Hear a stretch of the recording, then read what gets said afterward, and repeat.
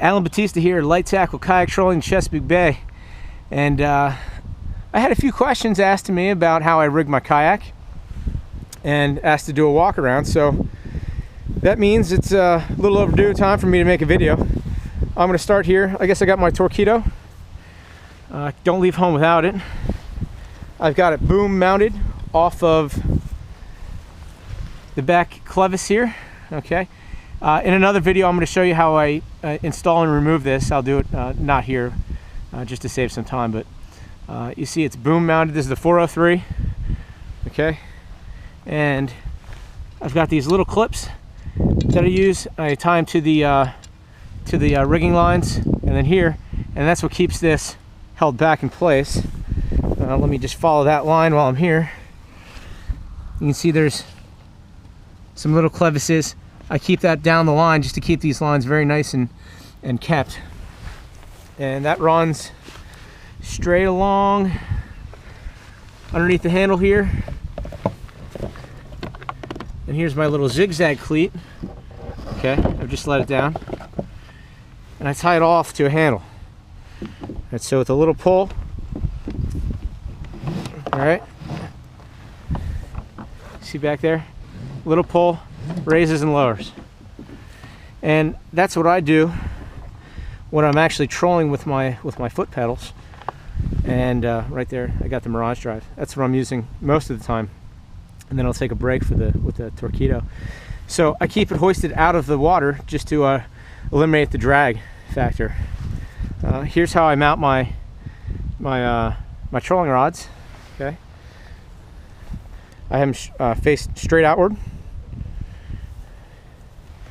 These are Scotty rod holders. Of course, I got my favorite Chesapeake rig on there that I make. These caught some good fish out there today. Here's where I typically keep my camera. Hobie's got a little mast that's actually designed for the sail. I think it's just fine to put a camera in there. So I just reach up, start it, and that's how I take the shots. Now let me step to the other side.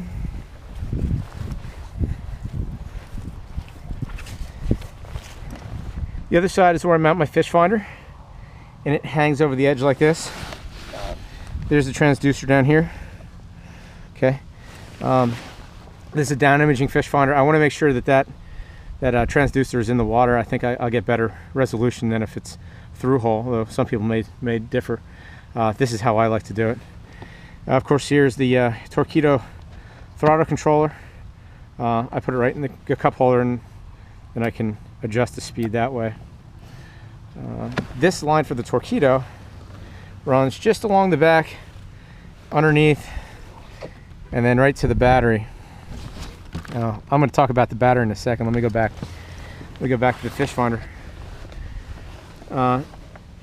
Here's like a ram mount. The wire for the fish finder plugs obviously into the head unit, and then I have a let's see if you can see, just a little feed through, pass through down there, right here, that I use to keep the wire into the hole so that I don't get water inside. And then the battery's stored up near the front. Yeah, the battery's obviously inside the hole. So let me go back to my crate. The crate, you'll notice, is just a little bit different than what you may understand from, or you may see. I kind of have a little, I have them up on stilts. You can see here. And that's really like a garage for my Torqeedo battery. Actually, there's space under there for 2 batteries when I have the other one here. And that's so I don't take up any deck storage, any additional deck storage with the usage of that battery. And the other thing it does, well, let's see, I'll get in the sun. And the other thing it does is I can now have extra pouches because I've raised this up. Now I can store different things in there. It just gives me a little more storage. And I guess we'll talk about the seat real quick. This is not the standard seat that comes with the Outback. This is a 2011. The newer Outbacks have much better seats. This is actually a Surf to Summit seat. You can see there's some clips here, and there's some clips. There's another clip over here. This is not designed for the Hobie, but I've retrofitted it to do so. and then the back straps, I put some rings there. Well, you know, rings there too. So that's the back end.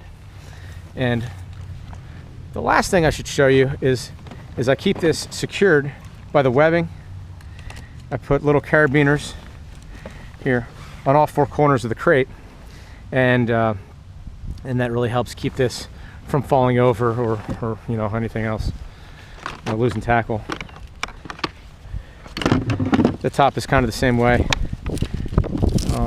I put a little bungee here that I can fix on the front, so that if anything were to happen, I wouldn't lose all my tackle. And I think this little canvas around the crate is called a Precision Pack. I'm looking for a label. I don't think they actually make them anymore, but if you get your hands on one, I really like it. I mean, there's all kinds of different crate ideas these days, but I happen to really like the Precision Pack. It's got a lot of pockets. I can store things in it, and it was cheap. It's not too big of a deal. All right, so that's my basic trolling setup, and I appreciate you guys tuning in. Please buy my book. Got a little baby here now, so someone's got to buy her some clothes. All your purchases help provide that, and how about that for a shameless plug? But I'm anxious to go see her right now, so I'm going to end this video. And if you guys have any questions, post them here, and I'll do my best I can to answer them. Thank you. Bye-bye.